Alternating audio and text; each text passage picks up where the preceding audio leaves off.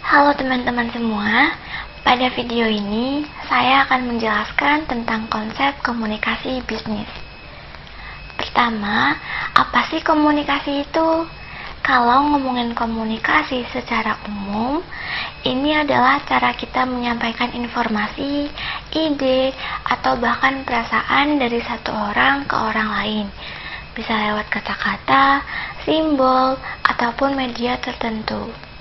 Lalu, apa itu komunikasi bisnis? Komunikasi bisnis itu adalah cara kita berkomunikasi dalam konteks pekerjaan atau bisnis dengan tujuan untuk mencapai sesuatu. Misalnya, untuk meningkatkan efisiensi, produktivitas, atau menjaga hubungan kerja yang baik. Nah, kenapa sih komunikasi bisnis itu penting? Teman-teman kebayang nggak? Dalam sebuah perusahaan, semua hal yang kita lakukan itu hampir selalu melibatkan komunikasi. Mulai dari kasih instruksi kerja, menghadiri rapat, sampai mewawancarai calon karyawan. Semuanya butuh komunikasi yang jelas. Kalau komunikasi kita nggak efektif, bisa jadi tim kita malah bingung, tugas jadi berantakan, bahkan bisa memicu konflik.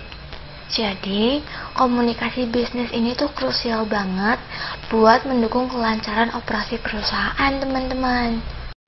Terus, tujuan komunikasi bisnis itu apa sih? Tujuan utama dari komunikasi bisnis adalah untuk mendukung jalannya bisnis itu sendiri. Gimana caranya? Ya tentu dengan menyampaikan informasi yang efektif, membangun relasi yang baik, dan membantu proses pengambilan keputusan. Sekarang kita bahas fungsinya. Ada 4 fungsi utama dalam komunikasi bisnis. Yang pertama, informatif. Jadi, di sini komunikasi berfungsi untuk menyampaikan semua informasi penting yang dibutuhkan untuk menjalankan tugas.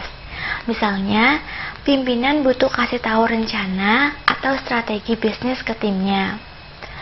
Yang kedua itu ada pengendalian. Komunikasi juga berfungsi untuk ngatur jalannya perusahaan, misalnya lewat aturan, prosedur kerja, atau instruksi yang jelas. Yang ketiga itu persuasif. Komunikasi yang baik bisa mengajak atau mempengaruhi orang lain untuk mengikuti ide atau gagasan kita. Misalnya, kalau kita punya rencana baru, kita harus bisa meyakinkan tim untuk mendukung. Nah, yang terakhir, integratif. Komunikasi bikin semua bagian dalam organisasi tetap terhubung.